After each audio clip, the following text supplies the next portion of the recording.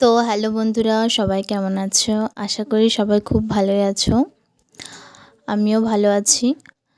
আজকে তোমাদের জন্য আমি একটা ফুলের মোটিভ এর কলকা ডিজাইন নিয়ে এসেছি।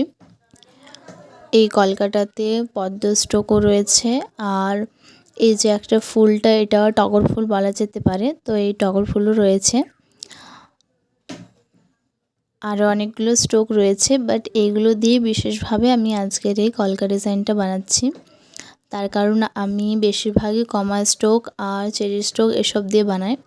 তো তোমরাও হয়তো বোর হয়ে গেছো আমার ওই একই স্টোক দেখে দেখে।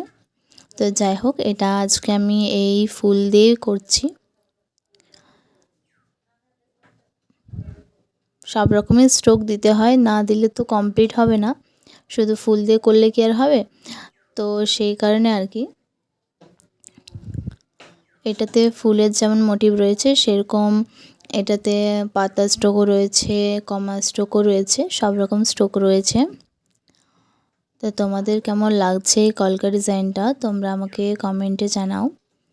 আশা করি ভালোই লাগবে।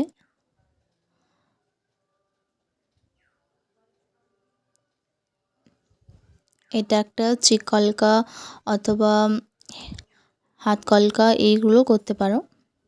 কপাল করলে এটা খুব একটা ভালো লাগবে না, বাট হ্যাঁ, তোমরা এর মধ্যে কিছু চেঞ্জ দিয়ে এটা তোমরা কপাল কলকাও করতে পারো। আর এই ফুলটা জানি না কী নাম, যাই হোক একটা বানিয়ে দিলাম।